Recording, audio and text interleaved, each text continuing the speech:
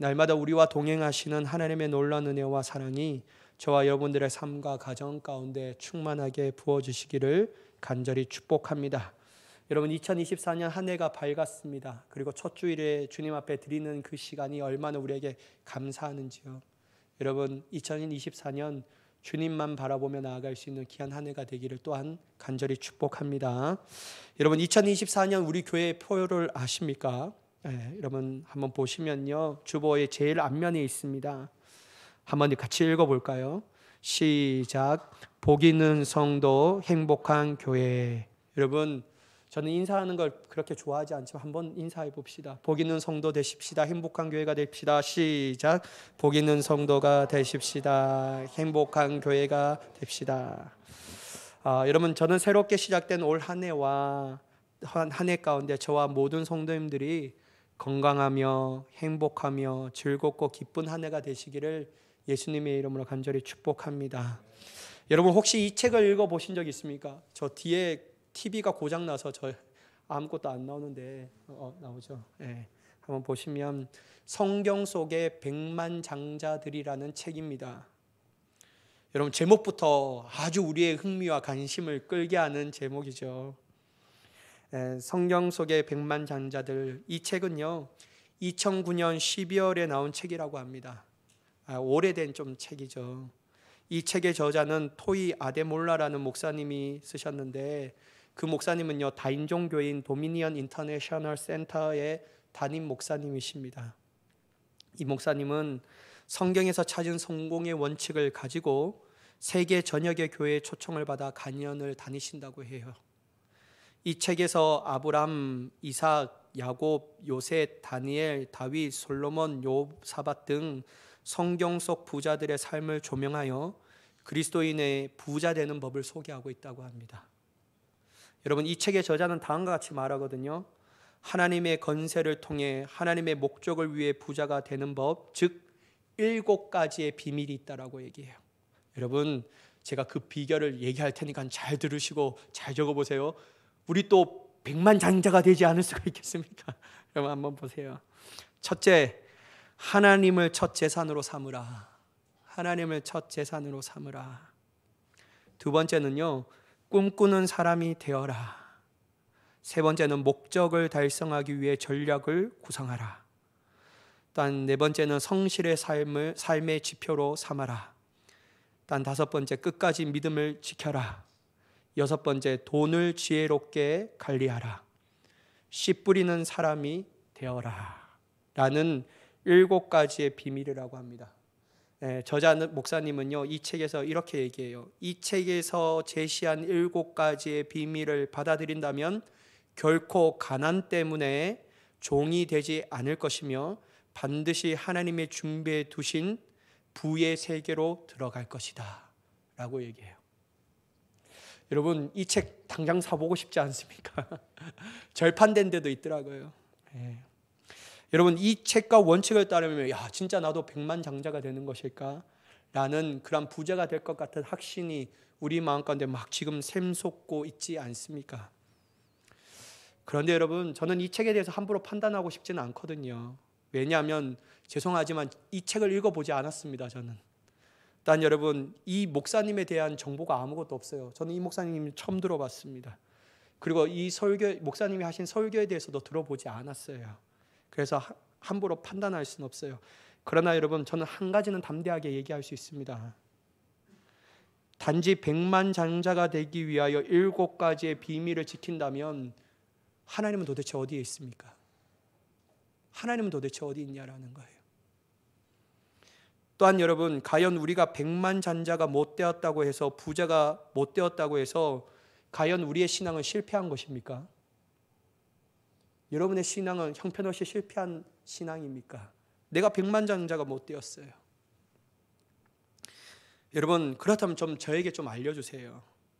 성경 안에서 여러분, 주를 위해 헐벗고 고난받고 가난하게 끝까지 주를 위해 산 선배들은 다 실패한 사람들입니까? 그분들에 대해서는 어떻게 얘기할 거냐라는 거예요. 아니 여러분, 성경에 나온 인물들은 좀 제쳐두고요, 지금도 저 북한 땅에서 숨죽이면서 믿음을 지키려고 자신의 삶을 걸었던 자기의 목숨을 걸면서 예배를 끝까지 지키는 지하교회 성도들은 가난한 믿음의 형제들인데요. 그들은 어떻게 설명할 거냐라는 거예요. 성공하지 못했잖아요. 백만장자가 못 됐잖아요. 그렇다고 해서 그들의 믿음은 실패한 믿음입니까? 물론 여러분, 저는 여러분 올 한 해를 초치는 말로 시작하려고 하는 게 아니에요. 저는요, 진짜 누구보다도요, 여러분들의 삶이 하나님께서 주어주시는 물질로 충만한 삶을 살아가기를 진짜 원합니다. 아멘 하세요, 여러분. 그렇게 살고 싶지 않으세요? 진짜 여러분, 그렇게 살기를 원해요. 여러분, 목사가 여러분들이 어렵게 살기를 원합니까? 잘 되기를 원해요. 내가 잘 되는 것보다도요, 여러분들이 잘 되는 게 훨씬 더 기쁩니다. 진짜요. 진짜니까. 아무도 안 믿어주시면 어떡해요? 진짜요.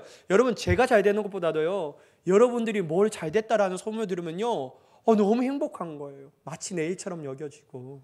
진짜예요, 여러분. 그래서 여러분, 저는 여러분들 삶 가운데 흐르고 넘치도록 부어주시는 하나님의 물질의 복을 넘치는 2024년이 되기를 예수님의 이름으로 간절히 소망합니다. 그러나 절대로 피할 수 없는 사실은요, 물질의 풍요가 곧 하나님께 주신 복이 있는 사람이 아니라는 거예요. 진짜 복은 무엇일까? 이걸 우리가 좀 알자라는 거예요. 여러분, 그렇다면 성경에 말하고 있는 복은 무엇이고 복이 있는 사람은 어떤 사람인가를 좀 봐야 합니다. 왜냐하면 여러분, 우리 2024년 표어도 복 있는 성도잖아요. 어떻게 하면 하나님의 복이 나 안에 있게 되고 어떻게 하면 복이 있는 성도로서 살아갈까? 그 정의를 알아야지만 우리가 그런 삶을 모습으로 나아갈 수 있잖아요. 그래서 여러분, 우선 성경에서 말하는 복에 대한 정의를 알아보기를 원합니다. 여러분, 성경에서 말하는 복이란 평안하고 만족한 상태와 그에 따른 기쁨이라고 얘기해요. 평안하고 만족한 상태와 그에 따른 기쁨. 또한 여러분, 복은 어떤 것을 의미하냐면요, 하나님의 은혜의 선물이다라고 얘기해요. 선물이에요. 7가지 원칙을 따라 하면 네가 잘 되면 보상의 공로로 주는 게 아니라 하나님의 은혜의 선물이라고 얘기해요. 일단 이 복은 어떤 것을 얘기하냐면 복의 근원은 하나님이시며 하나님 자체가 복이시다라고 얘기해요. 성경은요. 제 말이 아니에요. 여러분, 시편 16편 2절의 말씀을 한번 같이 읽어보도록 하겠습니다. 시편 16편 2절 말씀입니다. 시작. 내가 여호와께 아뢰되 주는 나의 주님이시오니 주밖에는 나의 복이 없다 하였나이다. 여러분, 시편 기자가 얘기하잖아요. 주님밖에는 나의 복이 없다. 주님이 나의 복이다라고 말하잖아요. 여러분, 성경이 어디 돈이 복이라고 얘기해요? 그건 복의 부산물입니다. 그냥 곁들여지는 거예요. 근데 가장 우리에게 복은 뭐냐면 하나님 자체라는 거예요. 하나님 자체. 여러분, 또한 시편 33편 12절에 이렇게 또 말씀하십니다. 같이 읽어보겠습니다. 시작. 여호와를 자기 하나님으로 삼은 나라 곧 하나님의 기업으로 선택된 백성은 복이 있도다. 여러분, 우리는 이미 복된 사람이에요. 왜 그렇습니까, 여러분? 하나님 우리를 선택해 주셨잖아요. 그리고 우리를 부르셔서 하나님의 자녀가 되었다는 것은 뭡니까? 하나님의 기업이 우리의 기업이 되었다라는 거잖아요. 여러분, 우리는 복이 있는 사람이에요. 우리는 복이 있는 사람이에요. 여러분, 성경은요, 돈 많은데 하나님이 없는 삶, 세상이 말하는 성공을 가지고 있는데 하나님이 없는 성공을 이루는 사람이 복되다라고 얘기하지 않아요. 하나님이 있어야 돼요. 하나님이요. 왜냐하면 하나님이 복의 근원이시고 복의 자체이시니까. 여러분, 만약 정말 이런 것이 우리에게 복이라고 얘기하면요, 성경은 일관되게 그 복에 대해서 얘기해야 합니다. 그 클라이막스가 여러분 1절의 시편 1편의 말씀입니다. 여러분, 1편 1절의 말씀을 한번 같이 읽어보도록 하겠습니다. 시작. 복 있는 사람은 악인들의 꾀를 따르지 아니하며 죄인들의 길에 서지 아니하며 오만한 자들의 자리에 앉지 아니하고. 여러분, 1절의 말씀 한번 보셔요. 복 있는 사람은 이라고 시작해요. 복 있는 사람은 이라는 것이 뭡니까? 복에 대한 정의, 복이 있는 사람의 모습에 대해서 얘기하는 거죠. 1절의 말씀을 보시면 복이 있는 사람이 하지 않는 행동을 3가지로 얘기해요. 첫째 어떤 거죠? 악인들의 꾀를 따르지 아니한다. 두 번째, 죄인들의 길에 서지 아니한다. 셋째, 오만한 자들의 자리에 앉지 아니한다. 여러분, 복이 있는 사람은 성경은 뭐라고 얘기하냐면요, 악인들에 대한 취하는 행동, 이 세 가지를 하지 않는데요. 따르지 않고 서지 않고 앉지 않는다라는 거예요. 근데 여러분, 시편의 기자가 썼는데 이 문장에 보면요, 이 점층법으로 강조하고 있어요. 뭐냐면 걷고 서고 앉는 것, 그 정도가 점차 강해진다라고 얘기하는 거예요. 다시 말해서 악인과 맺는 관계는 처음에는 약하다 할지라도 시간이 지나면 점점 깊어지는 거예요. 그래서 복 있는 사람은 아예 그들과 함께 하지 않는 것, 아예 그들과 관계를 맺지 않는 것이 바로 복된 사람이다. 그걸 얘기하고 있다라는 것이죠. 사랑하는 여러분, 어디에 여기에 백만장자가 되는 비결이 나옵니까? 어디에 7가지 원칙이 여기에 나오냐라는 거예요. 그렇게만 하면 백만장자가 될 수 있다라는 것을 어디에 성경에 복이라고 얘기하고 있습니까? 여러분, 복이 있는 사람이 되려면 세상에서 어느 기준을 충족하는 성공에 도달한 사람이라고 얘기하지 않습니다. 성경은요. 반면에 성경은 복이 있는 사람이 되려면 이와 같이 3가지를 행동하지 않아야 된다라는 거예요. 왜 여러분 이 3가지 행동을 하지 말라고 하는가요? 결국 주제의 핵심이 뭐냐면요, 하나님이 싫어하시는 죄인들의 삶을 살아간다면 그가 돈을 많이 가지고 세상의 지위와 권력을 많이 가지고 평안하고 안락한 삶을 누리더라도 하나님이 보실 때는 절대로 복이 있는 사람이 아니라는 거예요. 그래서 여러분, 우리는 하나님이 싫어하는 자들의 모습을 닮아가지 말아야 합니다. 그들의 가치를 철저하게 배격해야 해요. 그들이 말하는 성공을 위하여 내가 힘써 달려가면 안 돼요. 우리는 성경대로 역사하시는 하나님의 복을 추구하는 자가 되어야 할 줄 믿습니다. 근데 어떤 사람이 저에게 그렇게 얘기하기도 하더라고요. 아니 목사님, 한번 봐보셔요. 성경대로 행하면 우리가 사업이 성공할 수가 있겠어요? 아니 다 이렇게 해서 누가 성공하겠습니까? 세상이 말하는 대로 우선 성공했다가 내가 나중에 성공하고 권력 가지고 지위를 가지고 명예를 가지면 그때 그 모든 풍토를 제가 바꿀게요. 그렇게 하지 않으면 이게 어떻게 가능하겠습니까? 라고 얘기하는 사람이 있어요. 그런데 여러분, 오늘 1절의 말씀을 보면요, 그들과 교제하고 그들과 함께 있는 시간이 길어지면 길어질수록 점점 그들의 죄를 닮아갈 것이라는 것을 얘기하고 있어요. 절대로 안 됩니다. 여러분, 선성공 나중에 바꾸겠다, 이건 말도 안 되는 거예요. 그러므로 여러분, 올 한 해 복이 있는 성도가 되기 위해서 이 3가지의 모습에서 떠나 하나님의 온전한 복을 누릴 수 있는 복 있는 성도가 되기를 예수님의 이름으로 간절히 축복합니다. 여러분, 첫 번째가 복이 있는 사람이 하지 않는 행동들이라고 얘기한다면요, 두 번째는 복 있는 사람이 적극적으로 하는 행동을 얘기하고 있어요. 한번 보실까요? 2절의 말씀인데 함께 읽어보도록 하겠습니다. 시작. 오직 여호와의 율법을 즐거워하여 그의 율법을 주야로 묵상하는도다. 여러분, 복 있는 사람은 앞에 거는 3가지 행동을 하지 않은데 2절에는 적극적으로 하는 것이 있다라는 거예요. 뭡니까 여러분? 여호와의 율법을 즐거워한다. 두 번째는 뭡니까? 그 율법을 어떻게 한다고요? 주야로 묵상한다. 여러분, 우리가 잘 알다시피 율법으로 번역된 토라는요, 다양한 의미를 가지고 있어요. 좁은 의미에서는 율법의 조항을 의미합니다. 그리고 그보다 좀 넓게 보면요, 모세오경을 가리키는 용어기도 해요. 그런데 여러분, 2절에 나오는 이 율법은요, 그 의미보다 훨씬 더 넓습니다. 다시 말해서 여기에 나오는 율법은 하나님의 가르침과 교훈의 전체를 의미하고 있다는 거예요. 이러한 하나님의 가르침과 교훈인 그 말씀을 복 있는 사람은 어떻게 하냐면 적극적으로 즐거워하는 거예요. 적극적으로 즐거워하는 거예요.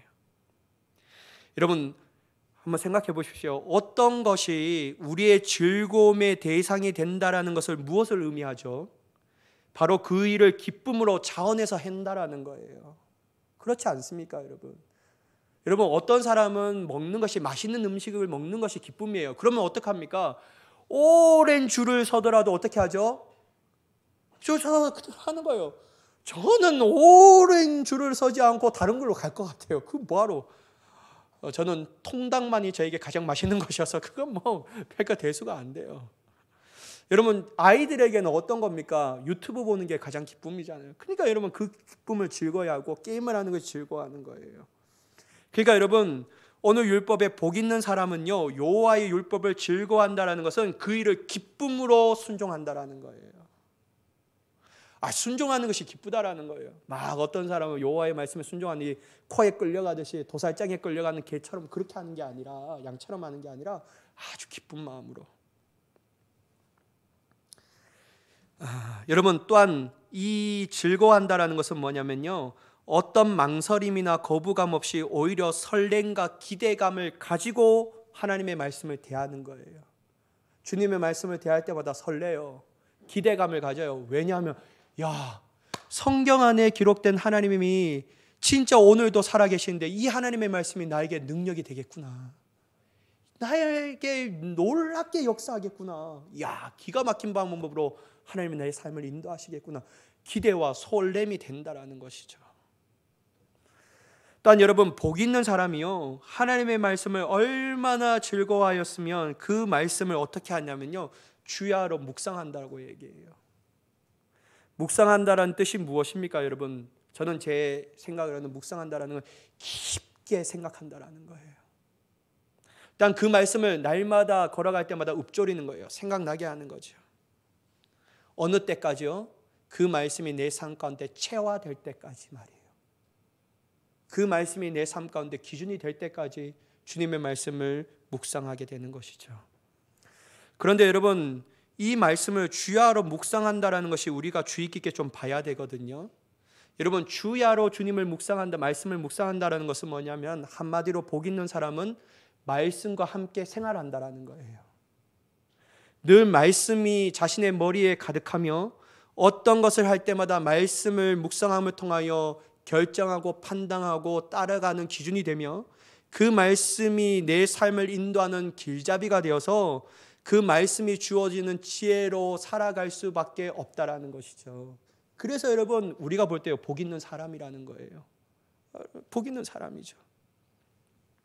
사랑하는 여러분, 율법 즉 하나님의 말씀은 우리에게 너무 중요합니다. 예수님도 이러한 생각을 동일하게 하셨습니다. 예수님이 무엇이죠, 여러분? 말씀이에요. 예수님 자체가 말씀이라는 거예요. 근데 그 말씀이신 예수님이 너무 중요하기 때문에 육신을 입고 이 땅에 오셨다라는 거예요. 말씀이신 예수님이 육신을 입고 이 땅에 오셨다. 그게 얼마나 중요합니까? 단 여러분, 예수님은요, 마귀의 유혹 앞에서도 담대하게 선포합니다. 마태복음 4장 4절의 말씀인데요, 한번 같이 읽어보겠습니다. 시작.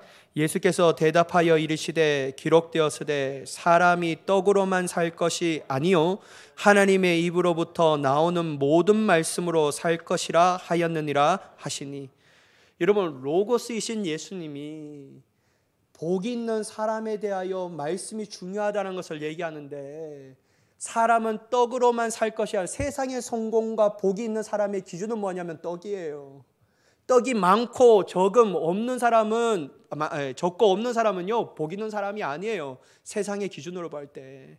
그런데 여러분, 하나님의 기준으로 볼 때 말씀이 있느냐 없느냐에 따라서 그 사람은 복이 있고 복이 없는 거예요. 그래서 여러분, 예수님은요, 사람이 떡으로만 살 것이 아니요 하나님의 입으로부터 나오는 말씀으로 살 것이라. 말씀이 있어야지 복이 있는 사람이다. 말씀으로 따라가는 사람만이 복을 누리는 사람이라고 분명하게 얘기하고 있다는 것이죠. 또한 여러분, 사도 바울이 말씀이 얼마나 복 있는 사람의 기준이 되냐면 믿는 그리스도인들에게 이 말씀의 중요성에 대해서 얘기합니다. 디모데후서 3장 16절과 17절 말씀을 우리가 함께 읽겠습니다. 너무나 잘 아는 말씀인데요, 함께 읽겠습니다. 시작. 모든 성경은 하나님의 감동으로 된 것으로 교훈과 책망과 바르게 함과 의로 교육하기에 유익하니 이는 하나님의 사람으로 온전하게 하며 모든 선한 일을 행할 능력을 갖추게 하려 함이라. 여러분, 왜 말씀이 이처럼 복 있는 사람의 가장 기준이 되냐면요, 말씀은요 그냥 어떤 사람이 쓴 게 아니에요. 말씀은 어떤 사람이 쓴 것입니까? 하나님의 영에 감동된 사람이 쓴 겁니다. 다시 말해서 하나님의 뜻과 하나님의 온전하신 모든 원칙이 성경 안에 담겨져 있다고 얘기해요. 그래서 여러분, 이 말씀으로 교훈과 책망과 바르게 함과 의로 교육하기에 충분하다라는 거예요. 그리고 여러분, 이 말씀이 어떻게 하냐면 하나님의 사람으로 온전하게 만든다라는 것이죠. 그리고 모든 선한 일을 행할 능력을 갖추게 하는 거예요. 여러분, 이런 사람이 복이 있지 않고 누가 도대체 복된 사람이라고 할 수 있습니까? 그렇지 않습니까? 여러분, 우리가 복 있는 사람이 왜 하나님의 말씀을 즐거워하며 그 말씀을 날마다 묵상하는지, 그리고 성경은 이러한 사람이 복 있는 사람이라고 하는지 우리는 이 말씀들을 통하여 반드시 깨달아야 될 줄 믿습니다. 사랑하는 여러분, 저는 여러분들의 삶 가운데, 특별히 2024년 여러분의 삶 가운데 하나님의 말씀을 즐거워하며 묵상하며 가까이 할 수 있는 자가 되기를 간절히 축복합니다. 이게 복된 사람이에요. 이 세상에 복을 받을 수 있는 비결은 성경 안에 다 기록되었어요. 그 복은 다름이 아니라 말씀이신 하나님과 함께 같이 사는 겁니다. 그러면 되는 거예요. 여러분, 제가 요즘에 하나의 삶의 루틴이 있거든요. 어떤 루틴이냐면요, 새벽 기도를 1시간 합니다. 그러면 여러분들이 써내주신 이 기도 제목을 가지고 다 기도 읽으면서 같이 기도해요. 그리고 딱 집에 가면요, 예전에는요 그냥 잤어요. 피곤하니까. 여러분 일주일에 5일 한번 새벽 기도 해보세요. 얼마나 피곤한지. 피곤하니까 자요. 근데 여러분, 요즘에는 제가 어떻게 하냐면 자지 않아요. 자지 않고 어떻게 하냐면 딱 태블릿 PC를 가지고 유튜브를 킵니다. 목사님 유튜브 보려고? 아니에요. 그게 보면요, 공동체 성경 읽기라는 게 있어요. 여러분 적어보셔요. 다른 거 적지 말고 공동체 성경 읽기라고 있는데요, 거기 딱 들어가시면요, 2024년 성경 일독하기 위해서 하루하루마다 이 영상을 올려놔요. 그럼 여러분, 성우들이 막 읽으면 하나님이 막 이렇게 얘기하는 그게 있거든요. 딱 범위대로 올려놔요. 그럼 제가 그걸 탁 클릭하면서 그 성경을 같이 봅니다. 읽고 생생한 기도로 쫙 읽어요. 그냥 저는 구약을 읽고 그 다른 버전이 있는데 신약과 구약을 같이 읽는 버전도 있어요. 저는 그냥 구약만 읽고 그걸 읽고 딱 끝내요. 그 다음에 또 어떤 걸 하냐면요, 두 번째는 신약의 성경은요, 유진 피터슨 목사님이 썼던 메시지 성경으로 읽습니다. 제가 요한복음은 다 읽었고 지금 로마서도 다 읽었거든요. 그러면서 그것도 여러분, 이 유튜브에 보면 어떤 여자분이 자기의 목소리로 읽어주는 게 있어요. 너무 좋더라고요. 누가 가르쳐 주셨는데 그걸 딱 읽으니까요, 쫙 로마서의 말씀 읽으니까요, 그냥 금방 끝나요. 한 5일만 되니까 로마서의 말씀은 끝나요. 왜냐, 아침에도 읽고 그 챕터별로 이렇게 영상 올려놓는데 너무 편해요. 그러니까 이게 아침도 읽고 나중에 저녁에도 읽어버리니까요, 그냥 금방 끝나더라고요. 여러분, 참 좋은 것 같아요. 여러분, 말씀대로 살아가니까요, 말씀대로 내 삶 가운데 남아나니까요, 이 말씀이 내 삶을 인도하는 거예요. 여러분, 제 자랑은 아니지만 여러분 한번 좀 들어봐 주셔요. 절대 자랑하는 거 아닙니다. 여러분, 제 스타일 알잖아요. 저는 연약함을 드러내서 하나님의 강함을 전하는데, 여러분, 제가 어저께 토요일날 쫙 오는데요, 분명히 제가 앞에 이제 토요일마다 어떤 루틴이 또 생겼냐면, 저는 가장 좋아하는 날이 금요일에서부터 토요일 넘어가는 날이에요. 왜 좋아하시나 아시는 분 있으십니까? 새벽 기도 안 하니까 가장 좋아요, 저는요. 그게 너무 좋더라고요. 마음껏 잘 수 있잖아요, 여러분. 여러분, 믿음 없다고 보지 마시고, 여러분. 너무 좋은 거예요, 저는. 근데 여러분, 제가 요즘에 변화된 게 있는데요, 새해부터 어떻게 변화됐냐면요, 금요일부터 이렇게 새해부터 아니라 12월 말부터인가 그래야 되는데, 딱 변하는 게 있는데, 금요일 자다가 토요일 한 8시 반까지 자요. 그러면 좀 일어나서 씻고 9시에 한 10시 돼서 다 교회로 와요. 그러면 1시간 동안 여기서 기도합니다. 성경을 보고 기도해요. 그리고 다 들어가요. 이런 게 되니까요, 죄 지을 틈이 없는 거예요. 성경 읽고 기도하고 말씀을 보고. 또 여러분, 제가 좋은 책 하나 이게 시간이 없는데 하여튼 여러분 꼭 보세요. 진짜 좋은 책이어서 여러분들한테 꼭 소개시켜 드리려고요. 어떤 책이냐면요, 여러분, 이 드랍노 플러스라는 아시죠? 어플이 있거든요. 이거 보면요, 1년에 구독 한 달에 25,000원 내면 전 책을 다 볼 수 있어요. 그 책에 보면 제가 요즘에 읽고 있는 책인데요, 책 제목이 이래요. 당신의 머릿속에서 나오라. 당신의 머릿속에서 나오라는 책이거든요. 이 제니 엘렌이라는 분이 지으셨는데 한번 읽어보셔요. 여러분, 우리의 마음과 불안과 부정적인 생각에서부터 나오지 못하는 거예요. 그 나오는 방법에 대해서 성경적으로 말씀을 우리에게 알려주는 거예요. 너무 흥미롭더라고요.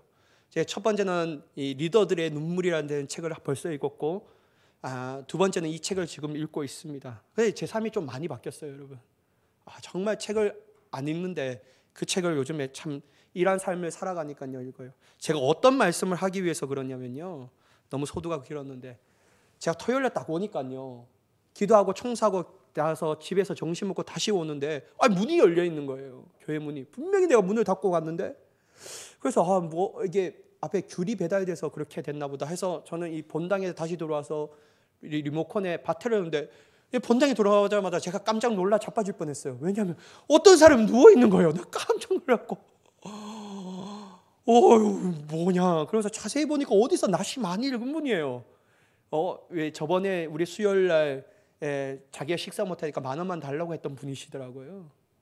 제가 보면서 깨워서 얼른 일어나시라고. 그러면서 여기 사람이 없으면 잠시 기도했다고 와야 되는데, 왜냐면 이 교회는 여성분들이 남성분들이 더 많이 오잖아요. 그럼 얼마나 놀라겠습니까? 그러니까 이렇게 하시면 안 됩니다. 다른 사람 있으면 계속 기도하시다가 하시면 되지만 그렇게 하면 안 됩니다. 딱 깨웠는데 술 냄새가 막 하는 거예요. 자, 내려오시라고. 그러면서 옛날 같았으면요, 이렇게 하시면 안 된다. 도움을 받으시라. 사회복지단체 찾아가고 진짜 도움 받으시라. 우리 다시는 오지 마세요. 이게 내가 돈을 줄 수 있는 거 막 그런 게 중요한 게 아니라 제대로 도움을 받아야 되는데, 이렇게 하면 이게 임시 방편밖에 안 된다. 이렇게 이야기해야 되는데요. 제가 진짜 실제로는 돈이 없거든요. 왜냐하면 다 이제 카드로 삼성페이 이런 걸로 하니까. 그분이 어지없이 돈 좀 달라 하더라고요. 제가 그래서 돈이 없습니다 하고 했는데, 제 마음껏 어떤 생각이 드냐면요, 혹시나 예수님이 이 사람의 모습을 빌어 나에게 찾아오신 것이 아닐까라는 생각이 들더라고요. 전에는 한 번도 그런 생각 안 했어요. 죄송해요, 여러분. 저도 진짜 연약해서요. 한 번도 그런 생각 안 해서 내가 돈 주면 다 술 먹지 뭐, 이런 생각하고 안 도와주려고 했어요. 그냥 연결시켜주고. 그런데 여러분, 그때 어떤 마음이 드냐, 혹시나 주님이 이런 자의 모습으로 나에게 찾아온 것이 아닐까. 그래서 제가 어떻게 하면요, 먹을 거 사달라고 그래서 제가 쫙 데리고 왔어요. 어디 사시냐 물어보면서, 저기 이제 편의점 있잖아요. 탁 문을 열면서 먹고 싶은 거 다 고르세요. 그래서 막 집으시더라고요. 이것만 사주면 됩니다. 아니에요, 이것도 사세요. 막으면서 사고 막 했어요. 그래서 목사님, 제가 이렇게 많이 사도 더 사세요. 더 필요한 것더 사세요. 그러면서 딱 저한테 막 주려고 하는 거예요. 아니에요, 사고 가세요. 그러면서 제가 그래서 어디 사시냐, 해운대 사신다더라고요. 그러면서 제대로 돈 받으시면 좋겠다.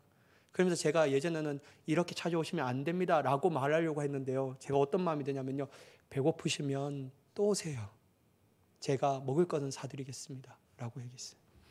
사랑하는 여러분, 말씀으로 복 있는 삶은 이러한 모습이 아닙니까? 여러분, 우리의 삶이요, 하나님의 말씀으로 감동되면요, 이런 것 때문에 기쁜 거예요. 다르게 보이는 거예요. 주님이 이러한 자의 모습으로 나에게 찾아오신 것이 아닌가.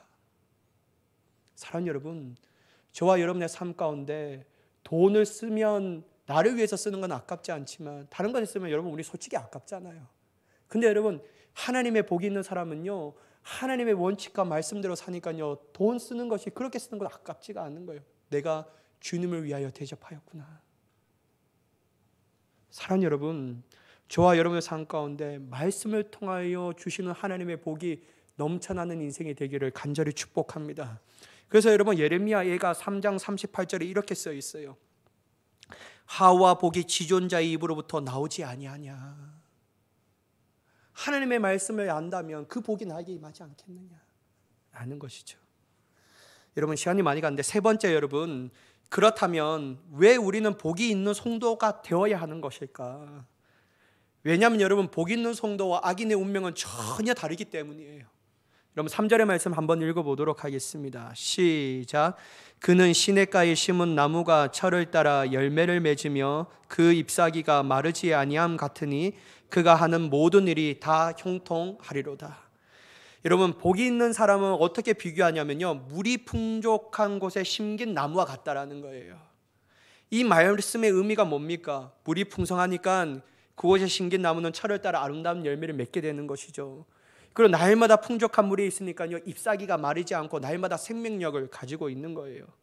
특별히 여러분, 열매를 맺어 모든 사람들에게 유익을 주며 빛이 청청한 생명을 갖게 되는 것입니다.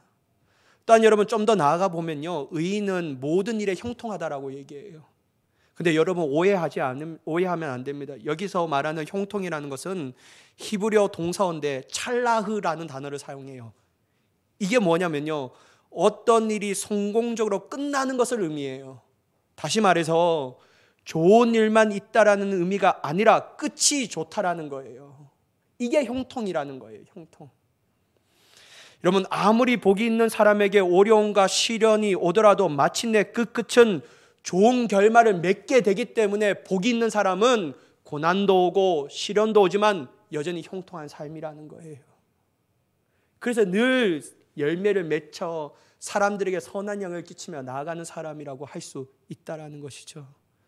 사랑하는 여러분, 하나님의 은혜의 풍성한 내 여러분들의 믿음의 뿌리를 내려 아름다운 삶의 열매를 맺어 모든 사람들에게 선한 영향을 끼치며 또한 여러분의 삶이 형통 끝이 좋은 인생을 살아가는 2024년이 되기를 예수님의 이름으로 간절히 축복합니다. 그러나 여러분, 악인은 어떠하냐라는 거예요. 4절과 5절의 말씀을 보면 바람에 나는 겨와 같다. 그리고 5절에 보면 심판을 견디지 못하며 죄인들이 의인들의 모임에 들지 못한다. 이건 뭡니까? 하나님의 복을 받는 사람들의 모임에 들지 못한다라는 것이죠. 여러분, 특별히 악인들을 바람에 나는 겨와 같다라는 것을 의미하는데, 그건 뭐냐면 때로는 악인들이 잘 나가는 것이 보이나 나중에 되면 바람에 날려 흔적도 찾아볼 수 없을 정도로 무익하고 허무한 삶을 살아가는 인생들이다라는 것을 얘기합니다. 여러분, 도대체 왜 이렇게 달라지는 것일까요? 그 결론이 뭐냐면 6절에 있기 때문이에요. 왜냐하면 하나님께서는 의인들의 길만을 인정하신다라는 거예요. 악인의 길은 인정하지 아니하시니까 악인들은 이처럼 망할 수밖에 없다라는 것이죠. 사랑하는 여러분, 2024년 새로운 해가 밝았습니다. 여러분, 많은 계획들이 있으시죠? 어떻게 내가 살아가야 할지, 어떤 것을 이루고 싶어하는 그런 계획들이 있잖아요. 그런데 여러분, 저는 여러분들에게 진짜 간청합니다. 건면합니다. 여러분의 수많은 계획 가운데서 가장 우선순위가 복 있는 성도가 되는 한 해가 되기를 간절히 축복합니다. 어떻게 해요? 말씀을 가까이 하는 삶, 형통한 자의 삶, 세 가지의 행위를 하지 않는 삶, 특별히 그것은 주님이 싫어하는 죄인들과 함께 나아가지 않는 삶, 이러한 삶을 사셔서 하나님의 온전한 복을 누리는 한 해가 되기를 원합니다. 여러분, 물론 쉽지 않아요. 어떻게 쉽겠습니까? 수많은 풍파와 파도가 있을 것입니다. 진짜 이러한 삶이 복 있는 성도의 삶이 맞아라고 하는 의문이 들 수 있어요. 회의감이 들 정도의 강력한 우리에게 마음에 타격을 주는 일들이 있을 겁니다. 그러나 꼭 기억하세요. 복 있는 사람은 형통한데 그 끝이 좋다. 그것만 기억하면요, 우리는 언제든지 하나님께 믿음의 뿌리를 내려 굳건히 서 있는 자가 되는 줄 믿습니다. 2024년 이러한 복이 있는 성도가 되어 또한 그러한 성도들이 많아져 우리 교회가 세상에 감히 따라올 수 없는 행복을 누리는 행복한 교회가 되기를 예수님의 이름으로 간절히 축원합니다. 기도하겠습니다. 사랑의 하나님, 감사합니다. 온전히 주님의 주시는 은혜와 사랑과 능력 가운데 나아가기를 원합니다. 복 있는 성도가 되어 말씀을 가까이 하며 주님의 말씀대로 살아 형통한 자가 되어 세상에 줄 수 없는 그 성공을 보여줄 수 있는 믿음의 사람이 되게 하여 주시옵소서. 그렇게 역사하실 하나님을 간절히 기대하며 예수님의 이름으로 기도드리옵나이다. 아멘.